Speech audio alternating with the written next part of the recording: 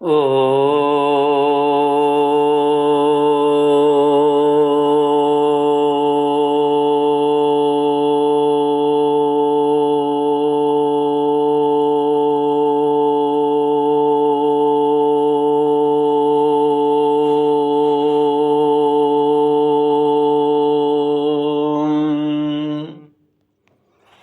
श्री गुरुचरण कमलेभ्यो नमः। श्री गणेशाय नमः। श्री सरस्वत्यै नमः। श्री विष्णवे नमः।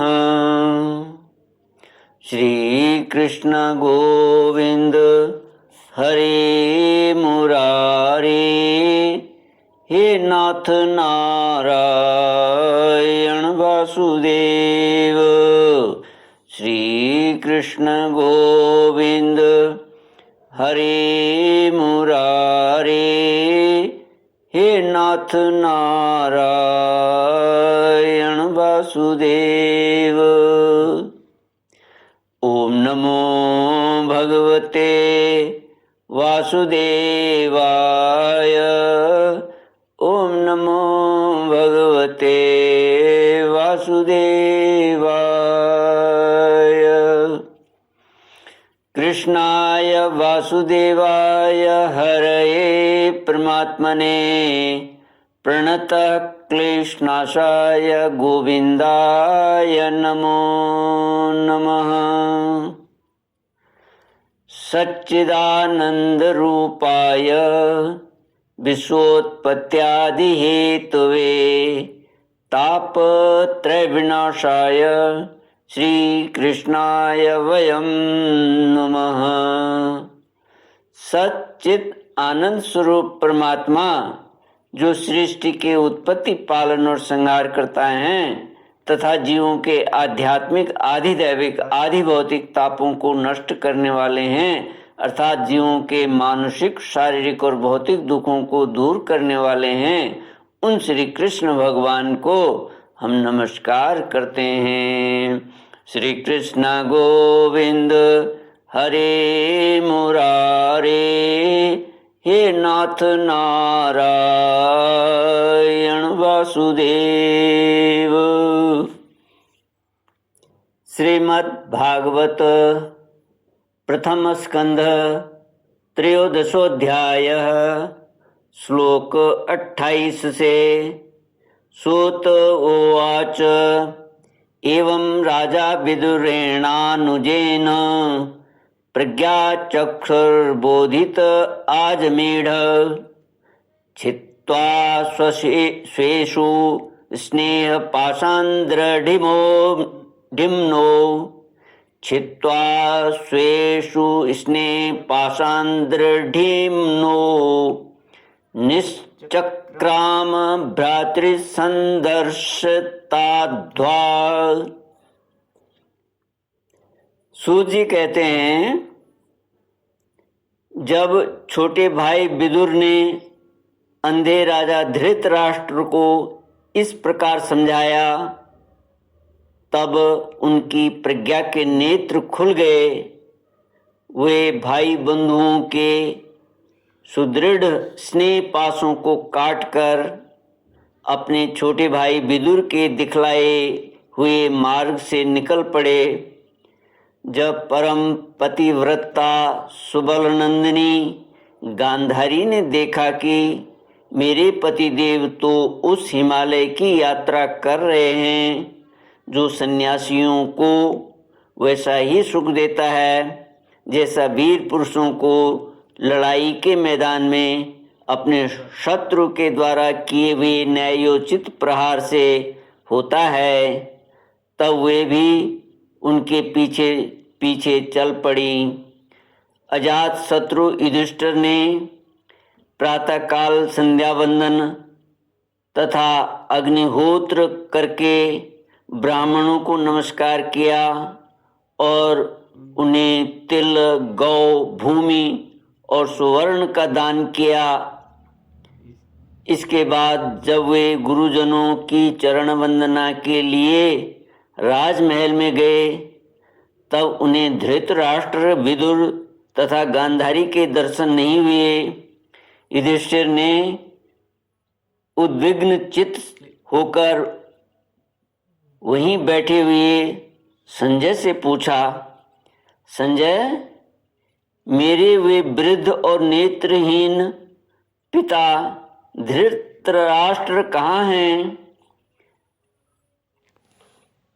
पुत्र शोक से पीड़ित दुखिया माता गांधारी और मेरे परम हितैषी चाचा विदुर जी कहाँ चले गए? ताऊ जी अपने पुत्रों और बंधु बांधवों के मारे जाने से दुखी थे। मैं बड़ा मंद बुद्धि हूँ, कहीं मुझसे किसी अपराध की आशंका करके वे माता गांधारी सहित गंगा जी में तो नहीं कूद पड़े। जब हमारे पिता पांडु की मृत्यु हो गई थी और हम लोग नन्हे नन्हे बच्चे थे, तब इन्हीं दोनों चाचाओं ने बड़े बड़े दुखों से हमें बचाया था। वे हम पर बड़ा ही प्रेम रखते थे। हाय, वे यहाँ से कहाँ चले गए? सूत जी कहते हैं, संजय अपने स्वामी धृतराष्ट्र को न पाकर कृपा और स्नेह की विकलता से अत्यंत पीड़ित और विरहातुर हो रहे थे। वे युधिष्ठिर को कुछ उत्तर न दे सके। फिर धीरे धीरे बुद्धि के द्वारा उन्होंने अपने चित्त को स्थिर किया, हाथों से आंखों के आंसू पोंछे और अपने स्वामी धृतराष्ट्र के चरणों का स्मरण करते हुए युधिष्ठिर से कहा।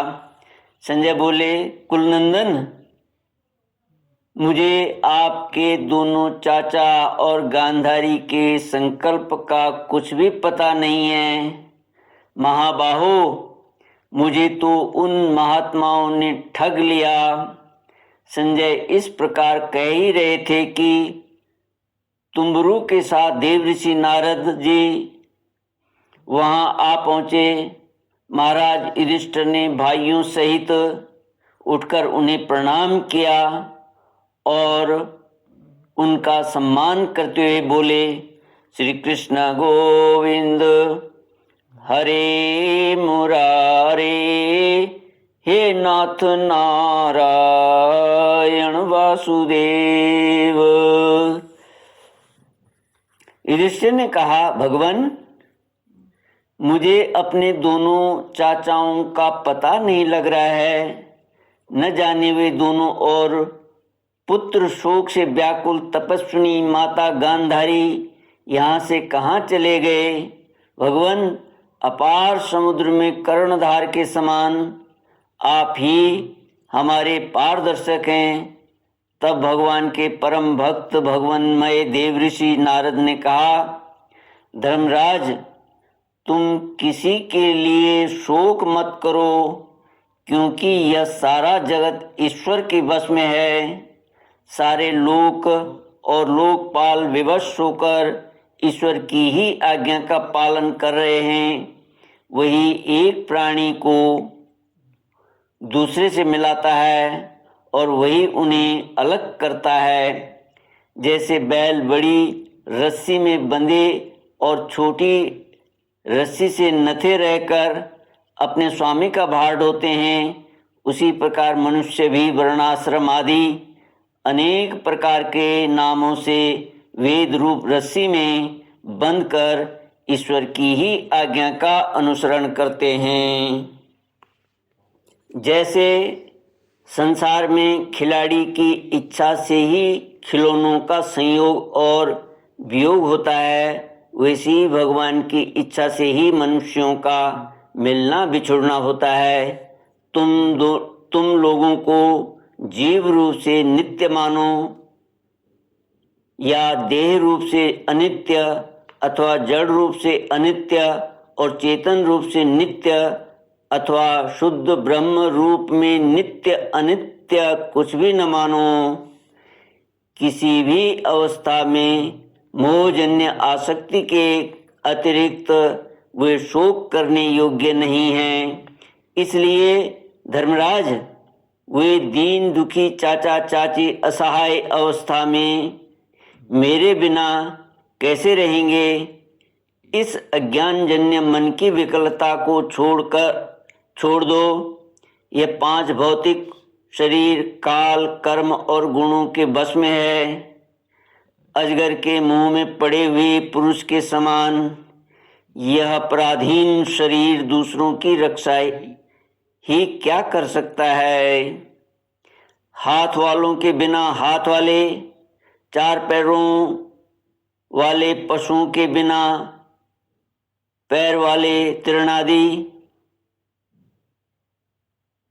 पशुओं के बिना पैर वाले तृणादि और उनमें भी बड़े जीवों के छोटे जीव आहार हैं। इस प्रकार एक जीव दूसरे जीव के जीवन का कारण हो रहा है। इन समस्त रूपों में जीवों के बाहर और भीतर वही एक स्वयं प्रकाश भगवान, जो संपूर्ण आत्माओं के आत्मा हैं, माया के द्वारा अनेकों प्रकार से प्रकट हो रहे हैं। तुम केवल उन्हीं को देखो। महाराज, समस्त प्राणियों को जीवन दान देने वाले वे ही भगवान इस समय इस पृथ्वी तल पर देवद्रोहियों का नाश करने के लिए काल रूप से अवतीर्ण हुए हैं। अब वे देवताओं का कार्य पूरा कर चुके हैं, थोड़ा सा काम और शेष है, उसी के लिए वे रुके हुए हैं। जब तक वे प्रभु यहाँ हैं तब तक तुम लोग भी उनकी प्रतीक्षा करते रहो। धर्मराज, हिमालय के दक्षिण भाग में जहाँ सप्त ऋषियों की प्रसन्नता के लिए गंगा जी ने अलग अलग 7 धाराओं के रूप में अपने को 7 भागों में विभक्त कर रखा है, जिसे सप्त स्रोत कहते हैं, वहीं ऋषियों के आश्रम पर धृतराष्ट्र अपनी पत्नी गांधारी और विदुर के साथ गए हैं। वहाँ वे त्रिकाल स्नान और विधि पूर्वक अग्निहोत्र करते हैं। अब उनके चित्त में किसी प्रकार की कामना नहीं है।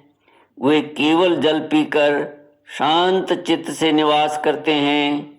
आसन जीतकर प्राणों को वश में करके उन्होंने अपने 6 इंद्रियों को विषयों से लौटा लिया है। भगवान की धारणा से उनके तमोगुण, रजोगुण और सत्वगुण के मल नष्ट हो चुके हैं। उन्होंने अहंकार को बुद्धि के साथ जोड़कर और उसे क्षेत्रज्ञ आत्मा में लीन करके उसे भी महाकाश में घटाकाश के समान सर्वाधिष्ठान ब्रह्म में एक कर लिया है। उन्होंने अपनी समस्त इंद्रियों और मन को रोककर समस्त विषयों को बाहर से ही लौटा दिया है और माया के गुणों से होने वाले परिणामों को सर्वथा मिटा दिया है। समस्त कर्मों का संन्यास करके वे इस समय ठूंठ की तरह स्थिर होकर बैठे हुए हैं। अतः तुम उनके मार्ग में विघ्न रूप मत बनना। इस पर टीकाकार लिखते हैं, देवऋषि नारद जी त्रिकालदर्शी हैं।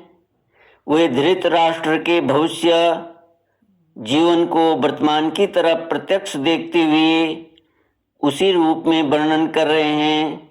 धृतराष्ट्र पिछली रात को ही हस्तिनापुर से गए हैं, अतः यह वर्णन भविष्य का ही समझना चाहिए।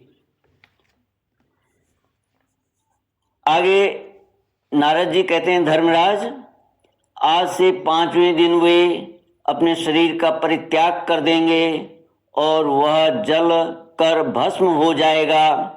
गारह पत्यादि अग्नियों के द्वारा पर्णकुटी के साथ अपने पति के मृत देह को जलते देखकर बाहर खड़ी हुई साध्वी गांधारी भी पति का अनुगमन करती हुई उसी आग में प्रवेश कर जाएंगी।